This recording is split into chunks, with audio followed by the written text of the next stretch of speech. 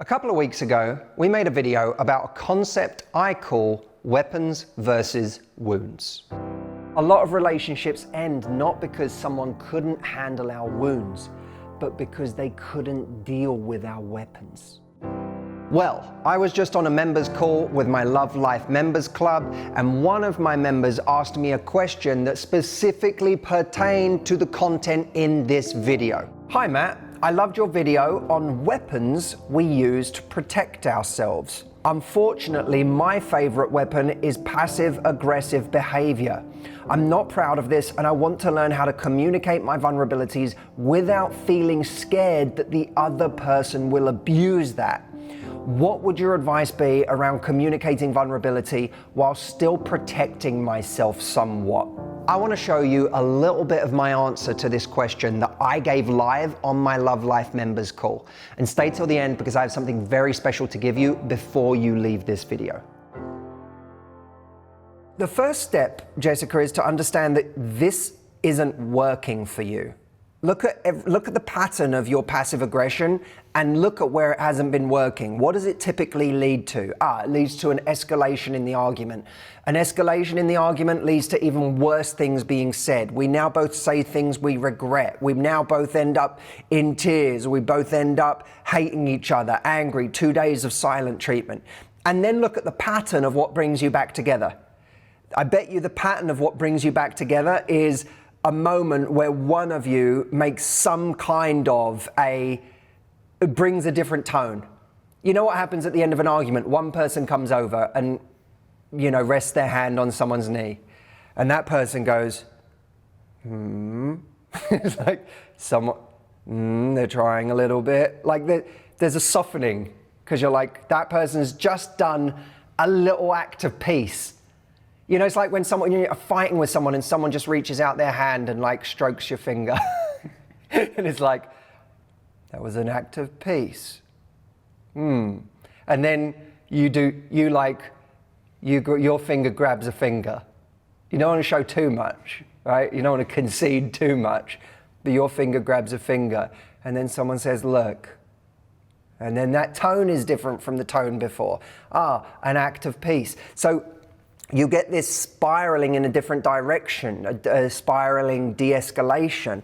And what that usually culminates in is one person saying, I said that because I was really hurt when you said. And all of a sudden what happens is an actual wound comes to the surface.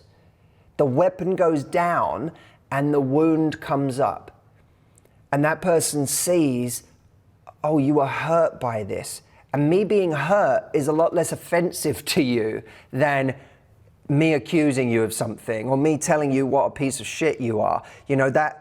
That me being hurt doesn't offend you. It's about me. And so if, Jessica, you look at the pattern of everything that's always brought pain in your arguments and you look at the pattern of everything that's brought you closer to someone, I'll bet you pain always comes from passive aggression and being closer always comes from revealing the wound. Understanding that alone, that kind of awareness, will immediately have you opting for a different strategy at the outset because you go, I know I want to be, emotionally, I know I want to be passive aggressive because I want to have this attention that I'm looking for right now. I want attention to my wound, but I want it in a way that feels safe to me. And me being passive aggressive allows me to hold on to my power. And having a wound feels like I'm giving up power. So the first step is knowing this always goes one way when I bring out my weapon. I'm not going to do that. But how do you overcome the fear of being more vulnerable in that moment, of actually revealing that you're hurt, of revealing that you have an insecurity? I would argue that there's a logical response to that. The logical response is you want an amazing relationship, don't you? I mean, there's an emotional component to that too. Like what you desire is an amazing relationship. And an amazing relationship is one where someone can hold space for your insecurity. Someone can hold space for your vulnerability, for your wounds. So when they hear them, the wrong relationship will be one where someone gets hold of your wounds, your insecurities, your weaknesses, and then uses them against you. They turn your wounds into weapons to use on you. That's the sign of a bad relationship. The sign of a great relationship is one where someone can hold your wounds, and it's not their job to fix them for you, but to support you in fixing them. And supporting you in fixing your own wounds, healing your own wounds, is being a kind energy, being someone who's there for you, being someone who doesn't mock you or make you feel embarrassed or less than or judged for your wounds, for your insecurities.